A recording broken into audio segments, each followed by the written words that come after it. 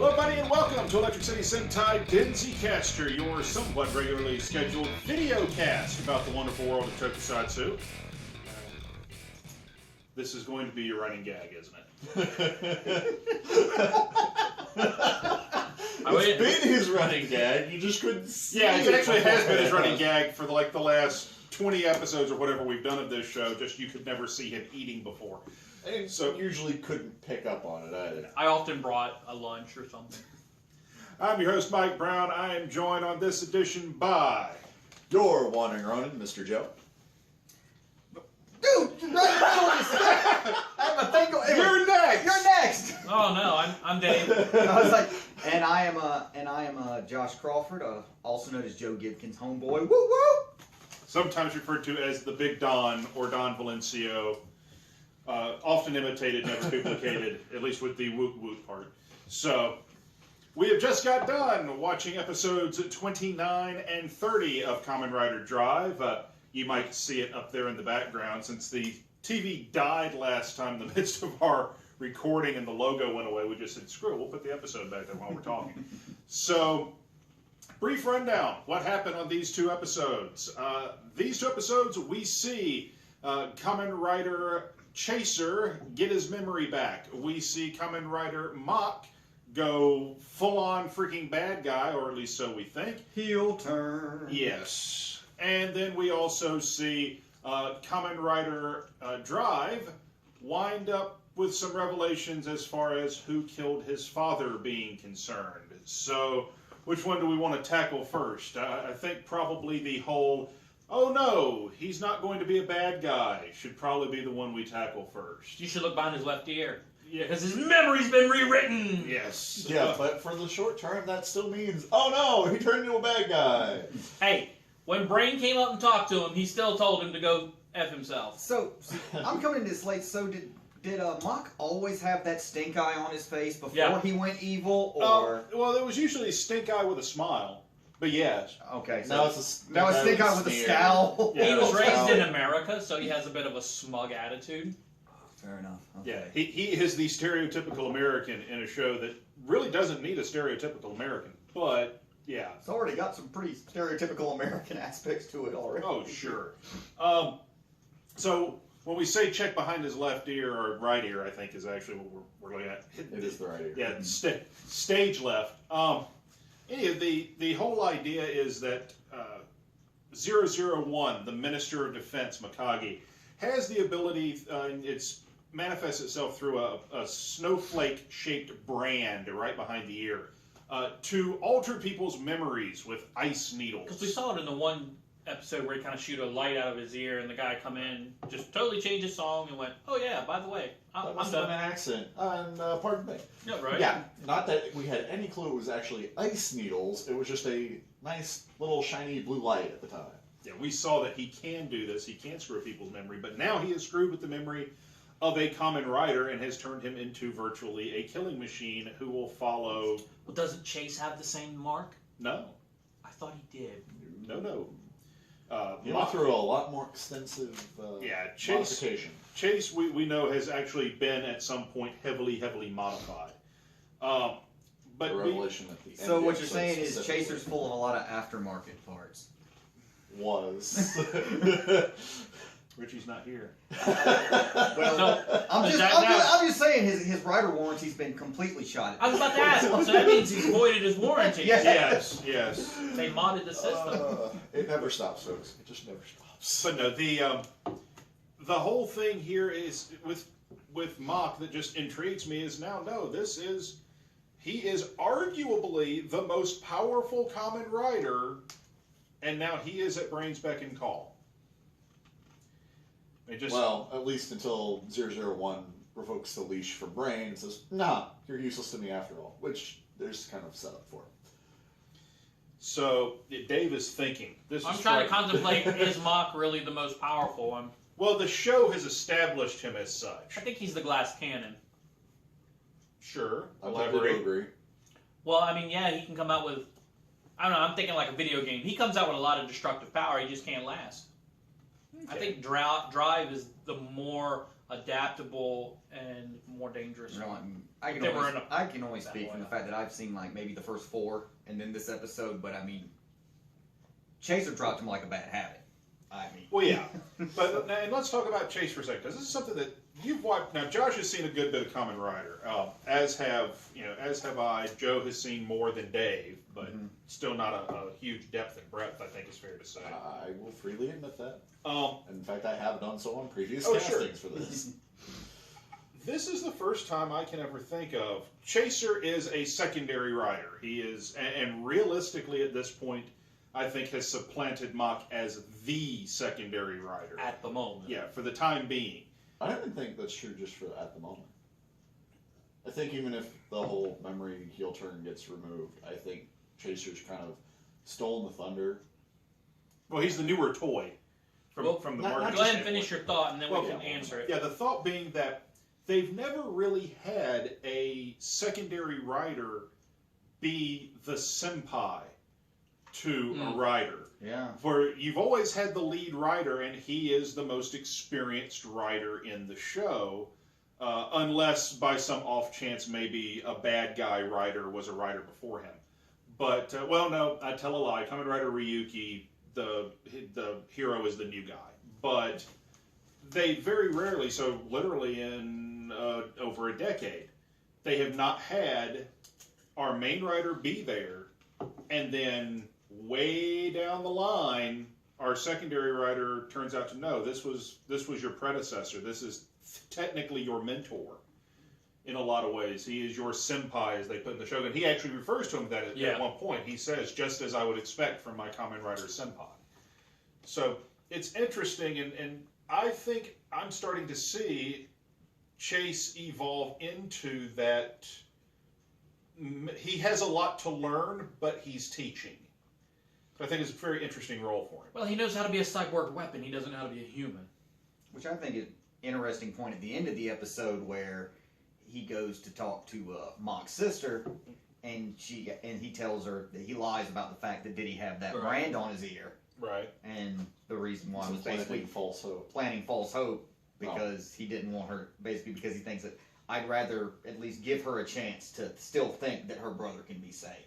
Yeah, on the off chance that we can't stop this guy, she has to have something to keep going for. So, what do you think of the evolution of Chase thus far? I think that Chase has always been a character with a lot of gravity. Mm. No matter what side of the coin he's been on, and for most of the series he's been on the bad side of the coin. But he's always had, I think, the most plot and story drive of any of the characters, and I realize it's a horrible pun after the fact, because I'm not ready to make it intentionally. But I'm calling myself out because I hate the fact that I did it. So he's kind of like the Vader. He's the bad guy who ends up being really the main character of the story. That's not an unkind analogy. I think that's not a perspective I was looking at it in the sense of, but yeah, he's had. It's one of the reasons why I think he's completely supplanting Mach as the secondary writer. Anyway, Because, I mean, you can look at the he story. has the gravity, regardless of Right. the mentor aspects Mm. and the experience aspects of being a writer / cybernetic warrior, however you want to flavor that. He just has, for very little speaking parts, very brief, and when he does talk, he draws all the attention. Yeah, he does Yeah, I pretty can much see that. steal the scenes he's in. I mean, it's his fall and now his redemption that the story is kind of showing. I would say, and you've watched most of Blade, I've seen about the first 30 episodes, yeah. first 30? Yeah. Okay. So you tell me if this is a fair analysis. Is he this show's Kamen Rider Callus? Yeah, I could say that. I would say that, yes. Yeah, and what I mean by that is Callus is one of the first characters where this really happens. It's a trope from time to time where a Kamen Rider show winds up where whatever the name of the show is, you really should have named it for somebody else. Kamen Rider Blade should have been called Kamen Rider Callus because he's a secondary writer and his character really drives the plot at a certain point for the bulk of the story. We are now, and I think you can argue much before this, but we're at a point where it's Chase's story more than it's Shinosuke's at the moment. So, because when we start, we see him as the anti-hero, and it's his plot that's been driving a lot of things up to this point.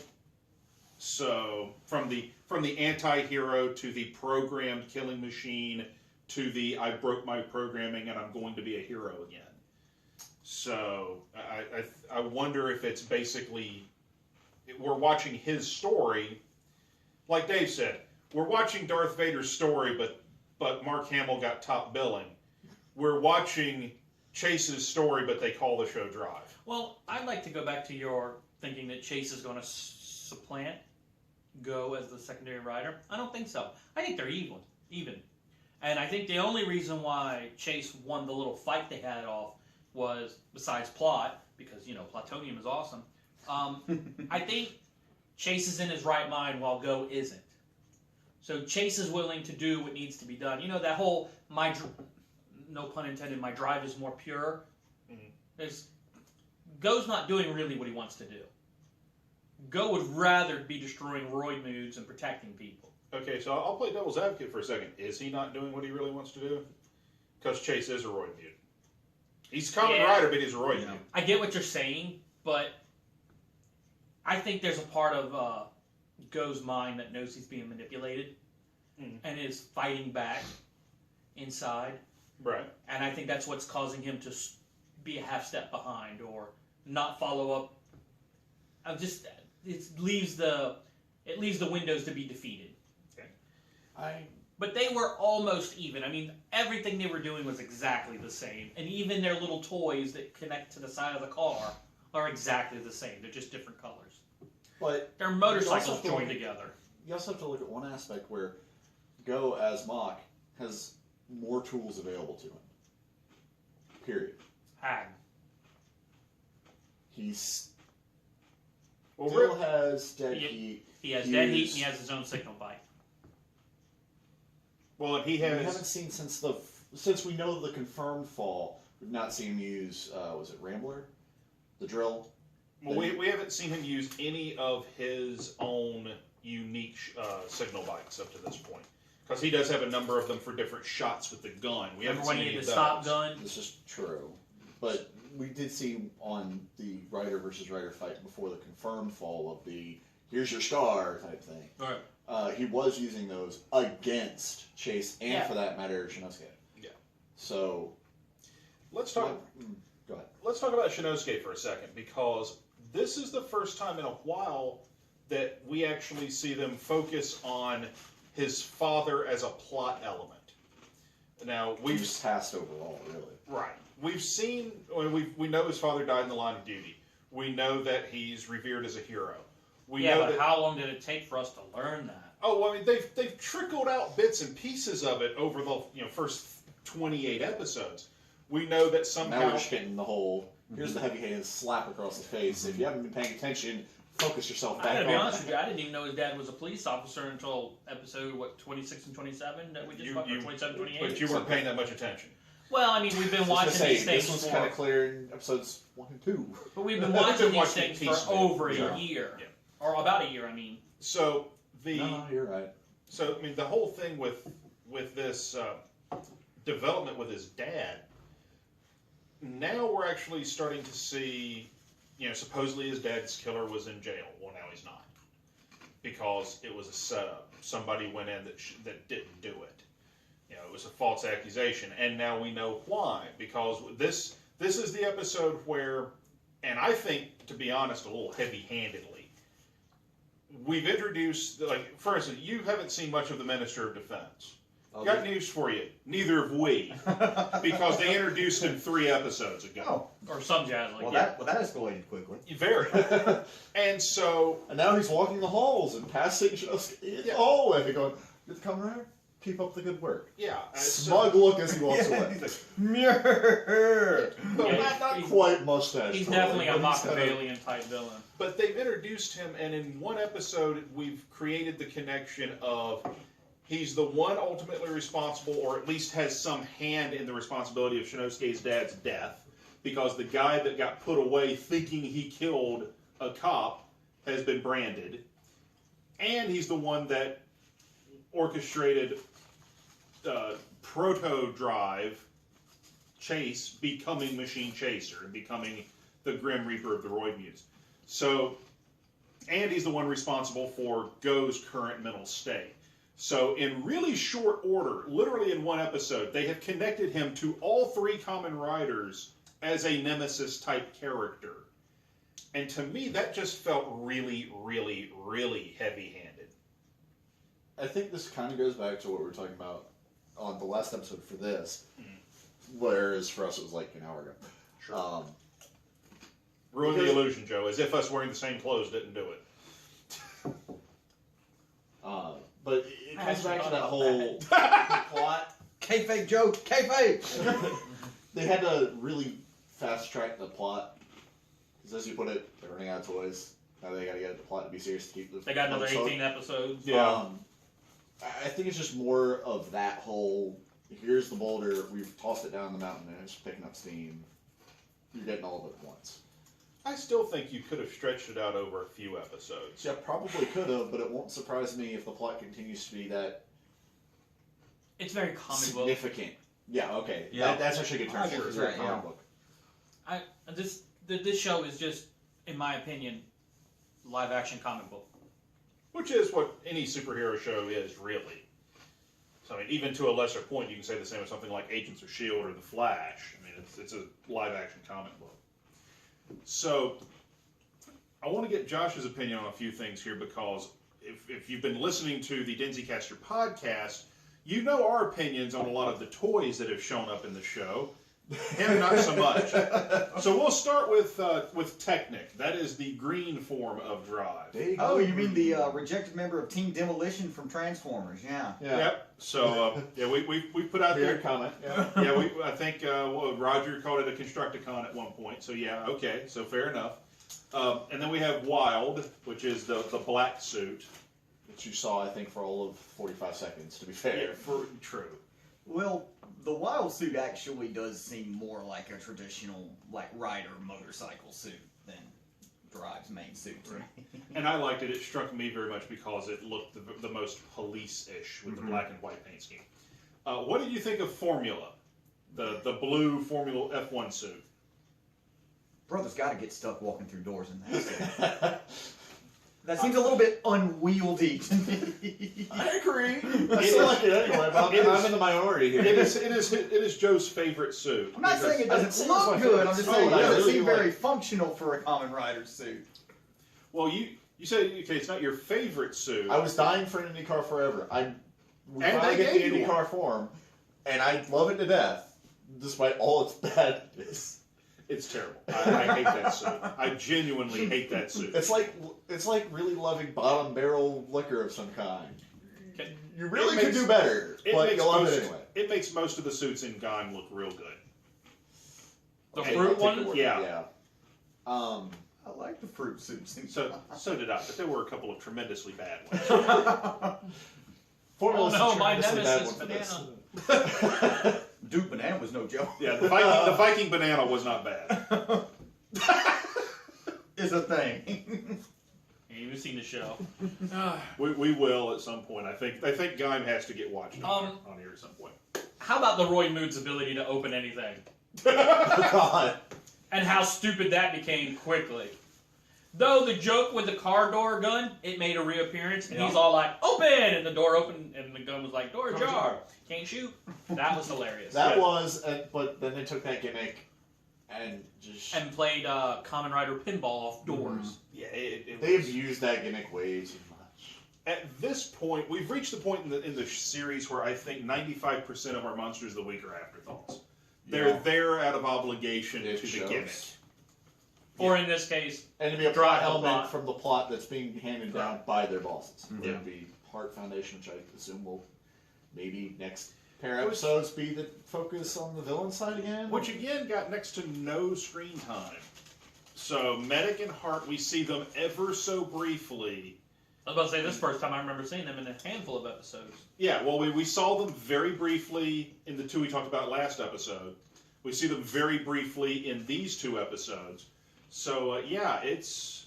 and again, I have the advantage of having seen beyond where we are, but it's... it feels like here's the one thing they are slow rolling.